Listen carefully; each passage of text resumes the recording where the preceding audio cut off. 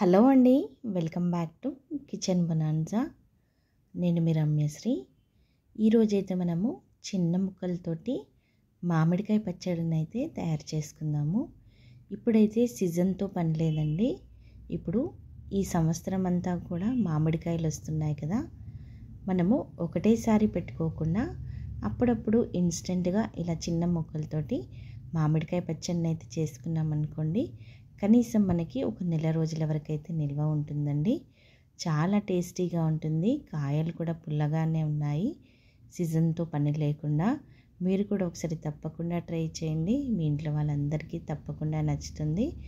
చాలా బాగుంటుంది. ఇడ్లీ దోశలోకి లేదంటే వేడివేడి అన్నంలో కూడా మంచి కాంబినేషన్ కదండి మామిడికాయ పచ్చడి. మామిడికాయ పచ్చడిని ఇష్టపడని వాళ్ళు ఎవరైనా ఉంటారా చెప్పండి. ముందుగా నేను ఇక్కడ ఒక 3 కాయల్ని తీసుకున్నానండి. బాగా శుభ్రంగా కడిగేసుకొని ఒక పొడి బట్టతో బాగా క్లీన్ చేసేసుకున్నాను. తడి లేకుండా మొత్తం తూడ్చేసేసుకున్నాను, అసలు చెమ్మ లేకుండా అనమాట. ఇప్పుడు మనకి దీనిని మనకు కావాల్సిన సైజులో అయితే కట్ చేసేసుకుందాము. కాయలు గట్టిగానే ఉన్నాయండి, చాలా గట్టిగా ఉన్నాయి. కాయ కూడా పుల్లగా ఉన్నాయి, అసలు తీయగా అనేది లేదనమాట. గువ్వం కూడా మనకి చాలా ఎక్కువగా ఉంది. చూస్తే చిన్నగా అనిపించింది కానీ కాయ పుల్లగా అయితే చాలా పుల్లగా ఉందండి. ఇప్పుడు నేను ఇక్కడ తొక్కనేమి తీయట్లేదు, డైరెక్ట్గా మనము కట్ చేసేసుకుందాం అనమాట. ఇప్పుడు మనకి కావాల్సిన సైజులో అయితే కట్ చేసేసుకుందాము. ముందుగా పెద్ద పెద్దగా కట్ చేసేసుకొని ఇప్పుడు దీనిని చిన్న చిన్న ముక్కలుగా కట్ చేసేసుకుందామండి. నేను ఇక్కడ కాయల్ని కొట్టట్లేదు, కట్ చేసేసుకుంటున్నాను. అంటే మనకి నిల్వ పచ్చడి కాదు కదండి, ఇన్స్టెంట్ పచ్చడి కదా. మనకి సంవత్సరం పాటు అయితే నిల్వ ఉండదు ఈ కాయలు, ఎందుకంటే ఇవి ఎండాకాలంలో వచ్చినవి కావు కదా. కాబట్టి మనకి ఇవి నిల్వ ఉండదన్నమాట. ఖాళీ ఇన్స్టెంట్గా ఒక నెల రోజులు మాత్రమే ఉంటుంది. అది కూడా మనము ఉప్పు కారం కూడా కరెక్ట్గా వేస్తేనే మనకి ఆ నెల రోజుల పాటు అయితే ఉంటుంది. లేదంటే పాడైపోయే అవకాశం కూడా ఉంటుందన్నమాట ఈ మామిడికాయ పచ్చడి. చిన్న ముక్కల్ని ఇప్పుడు చిన్న చిన్న ముక్కలుగా అయితే కట్ చేసేసుకున్నాను. చూసారు కదండి, 3 కాయలను అయితే కట్ చేసేసుకుంటున్నాను అనమాట నేను. ఇప్పుడు ఈ ముక్కలన్నిటినీ ఒక గిన్నెలోకి వేసేసుకుంటున్నాను, ఒక పెద్ద గిన్నెలోకి. ఇప్పుడు దీనిని పక్కన పెట్టేసుకుందాము. 3 కాయలకి ఒక గిన్నె మొత్తం నిండిందనమాట. ఇప్పుడు స్టవ్ వెలిగించేసి ఒక చిన్న ప్యాన్ పెట్టుకున్నానండి. ప్యాన్ వేడెక్కాక 1 టేబుల్ స్పూన్ మెంతులు కొద్దిగా వేగించుకుందాము, కలర్ చేంజ్ అయ్యేంత వరకు. అలాగే 1 టేబుల్ స్పూన్ జీలకర్ర అండి.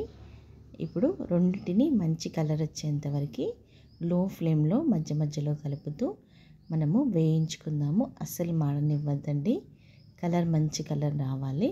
మాడనిచ్చామనుకోండి పచ్చడి కలర్ టేస్ట్ అనేది బాగుండదు, కలర్ కూడా మనకి నల్లగా వస్తుందన్నమాట. 1 టేబుల్ స్పూన్ ఆవాలు వేసాను, అవి కూడా మంచిగా చిటపటలాడాలన్నమాట. మీరు కావాలంటే పచ్చిది కూడా వేసుకోవచ్చు ఆవాలు పొడి, కానీ నా దగ్గర లేదని చెప్పేసి దానిని కూడా వేయించేసానన్నమాట. ఇప్పుడు 3 మంచిగా వేగిపోయాయి కదా. ఇప్పుడు దానిని చల్లారాక పొడి కొట్టుకొని పక్కన పెట్టుకుందాము. ఇప్పుడు అదే ప్యాన్లోకి 1 కప్పు వరకు అయితే ఆయిల్ని వేసానండి. పచ్చడి కదా, కొంచెం ఆయిల్ ఎక్కువగా ఉంటేనే మనకి టేస్ట్ బాగుంటుంది, అలాగే కలుపుకొని తినడానికి కూడా చాలా బాగుంటుందన్నమాట.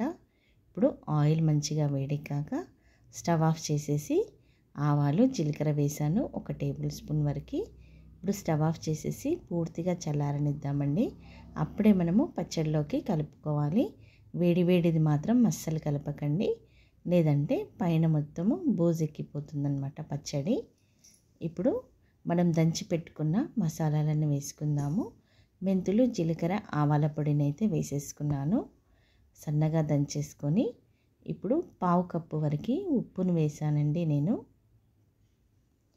కరెక్ట్గా సరిపోయిందండి 3 కాయలకి. అలాగే 1/2 కప్పు వరకు అయితే కారాన్ని వేసాను. 2 సమపానంగానే తీసేసుకున్నానండి నేను. అలాగే ఒక 3 టేబుల్ స్పూన్ల వరకు అల్లం వెల్లుల్లి ముద్ద అండి.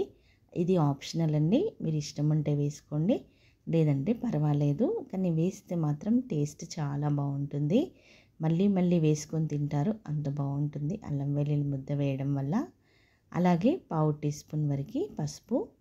మనం ఆల్రెడీ పోపుని రెడీ చేసి పెట్టుకున్నాం కదండి, అది పూర్తిగా చల్లారిపోయింది.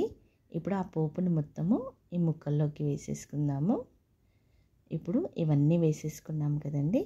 ఇప్పుడు ఒక స్పూన్తో కానీ గరిటతో కానీ ఇదంతా కూడా కలిసిపోయే విధంగా, ఆ ముక్కలకి బాగా పట్టే విధంగా ఒక 5 నిమిషాల పాటు బాగా కలియబెట్టుకోవాలండి. ఇన్స్టెంట్ పచ్చడి కదండి, చాలా బాగుంటుంది. దీనిని మనము కలిపేసుకున్నాక ఒక గంట పాటు పక్కన పెట్టేసుకున్నామనుకోండి, ఆయిల్ మొత్తం పైకి వచ్చేస్తుంది. అప్పుడు మనము ఒక సీసాలో కానీ లేదంటే ఒక కంటైనర్ డబ్బాలో కానీ వేసేసి పెట్టుకున్నామనుకోండి, ఫ్రిడ్జ్లో పెట్టుకోవాలండి. బయట మాత్రం అస్సలు పెట్టకండి, పాడైపోతుంది. ఎందుకంటే ఇవి ఎండాకాలంలో వచ్చిన కాయలు కాదు కదా, అందుకని చెప్పేసి తొందరగా పాడైపోతాయి. ఫ్రిడ్జ్లో పెట్టేసుకోండి. ఎప్పుడు కావాలనుకుంటే అప్పుడు మనము తీసి మనము వడ్డించుకోవచ్చు అన్నమాట. ఇప్పుడు చూసారు కదండి, పచ్చడి మొత్తం కలిపేసేసుకున్నాను. ఇప్పుడు మూత పెట్టేసి ఒక గంట పాటు అలాగే వదిలేసామనుకోండి, మనకి ఆయిల్ మొత్తం పైకి వచ్చేస్తుంది. అప్పుడు మనము వేడి వేడి అన్నంలో వేసుకొని ఒకసారి తిన్నామనుకోండి, ఏదైనా ఉప్పు కారం తక్కువగా ఉంటే చూసి మళ్ళీ యాడ్ చేసి వేసుకోండి. అప్పుడు మనకి పచ్చడి అనేది కనీసం ఒక నెల రోజుల పాటు అయితే నిల్వ ఉంటుందన్నమాట. ఇప్పుడు దీనిని పక్కన పెట్టేసుకుందాము. చూసారు కదండి, ఒక 1 అవర్ అయింది. ఆయిల్ మొత్తం పైకి వచ్చేసింది. ముక్కలు కూడా మంచిగా మనకి తెలుస్తున్నాయి. చూసారు కదా, చూస్తేనే నోరు ఊరిపోతుంది. నాకైతే మీకు కూడా అంతేనండి. మామిడికాయ పచ్చడి అంటే ఎవరికి ఇష్టం ఉండదండి.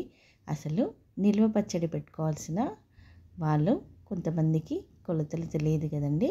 అలాంటప్పుడు ఇలా చిన్న చిన్నగా అప్పటికప్పుడు ఇన్స్టెంట్గా ఇలా చిన్న ముక్కలతోటి మామిడికాయ పచ్చడి పెట్టుకున్నారనుకోండి, చాలా ఇష్టంగా తింటారు. అలాగే వాళ్ళకి కొలతలు తెలియకుండా కూడా ఇలా చేసుకొని తిన్నారనుకోండి, చాలా ఈజీగా కూడా చేసేసుకోవచ్చు అన్నమాట. ఇప్పుడు ఒకసారి కలిపేసుకొని అన్నంలోకి వేసుకొని తినండి, చాలా బాగుంటుంది. మీకు నచ్చితే సబ్స్క్రైబ్ చేయండి, అలాగే లైక్ చేయకుండా మర్చిపోండి.